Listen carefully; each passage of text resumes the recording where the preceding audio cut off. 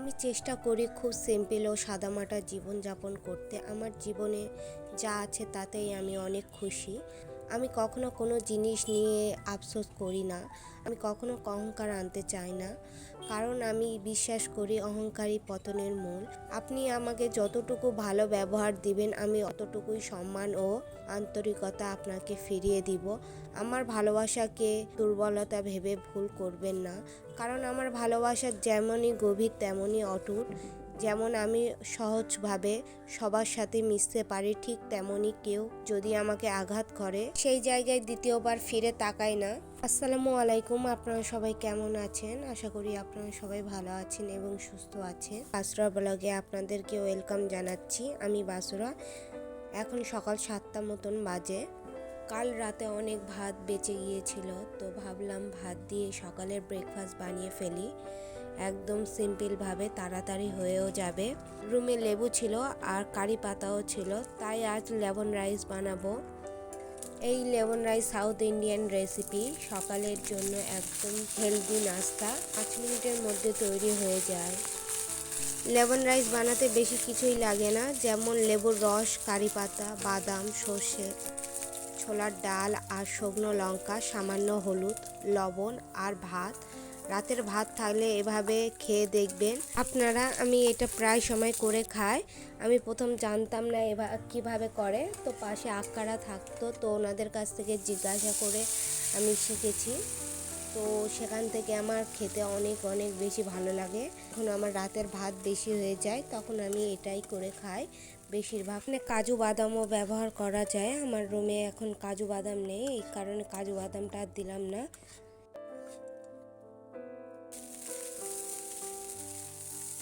আমার এখানে লেমন রাইসটা হয়ে গেছে, এখন আমি একটা প্লেটে তুলে নেব।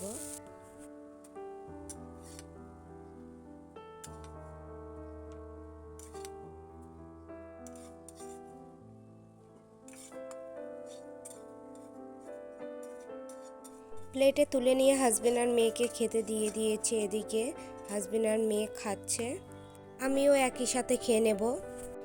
এখন বাইরে হালকা ধূপ বার হয়েছে, চালের আটাটা বাইরে বার করে দিচ্ছি হালকা ধূপ খাওয়ানোর জন্য। রাতে করে চালের আটার রুটি মাঝে মাঝে খাওয়া হয় এই শীতকালের সময়।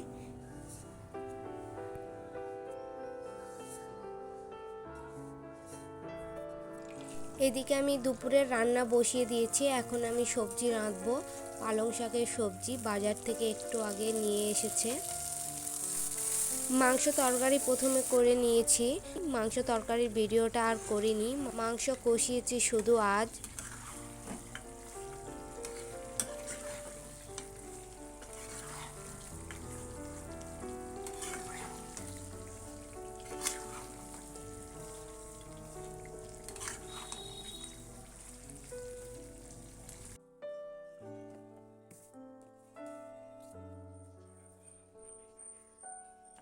প্রথমে আমি পেঁয়াজ আর টমেটো হালকা করে ভেজে নিয়েছিলাম। এখন সবজিটা দিয়ে দিয়েছি, দিয়ে তারপর ঝাল, হলুদ, লবণ, মশলাগুলো দিয়ে হালকা করে নাড়াচাড়া করে রেখে দেব সবজি থেকে পানি বার হওয়া না পর্যন্ত।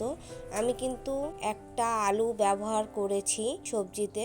3 দিন আগে উনি 1 কেজি মতন লেবু এনেছিল আমার জন্য। এই লেবুটা খেতে আমি পছন্দ করি, তাই আমার জন্য আনে।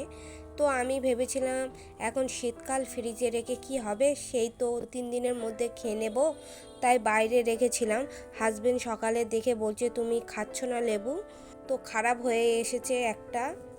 তো একটা ভালো আছে, এখন এটা খেয়ে নেব। আরেকটা পুরোপুরি নষ্ট হয়ে গেছে। এই লেবুটার দাম একটু বেশি নিয়েছে, কিছু করার নেই নষ্ট হয়ে গেলে। যাই হোক, আমার রান্নাটা এখানে হয়ে গেছে। আমি একটু পানিও ব্যবহার করেছিলাম। এখন লাবিয়ে নেব। আমি এখন ছাদে চলে এসেছি জামা কাপড়গুলোকে তুলতে। সব জামা কাপড় শুকনো হয়ে গেছে। কাল রাতে উনি কেচে দিয়েছিল, আমি এই অবস্থায় কাচতে পারি না, এই কারণে উনিই কাছে। ছাদে আরও একটা ভাড়াটিয়ার জামা শুকোতে দেওয়া আছে ছাদ ভরে। এখানকার মানুষরা ডেলি কাচে, তবু এদের কাচা শেষ নেই। এরা জামা কাপড় নিয়ে খেলা করে না পরে, আমি বুঝতেই পারি না। আমি সপ্তাহে একবার কাচি, তারপরেও শুকর দিতে জায়গা পায় না। এসে দেখি আমার জামা কাপড় এক জায়গায় কাঁড়ি করে রেখে গেছে। ওর মধ্যে আমার 5-6টা জামা কাপড় ভিজেও ছিল। যে বলবো এরকম কেন করে রেখেছ, জামা কাপড় কাঁড়ি করে, সেই জোরটা প্রবাসীদের নেই। ভিডিওটা ভালো লাগলে একটা লাইক এবং শেয়ার করে দেবেন। আল্লাহ হাফেজ।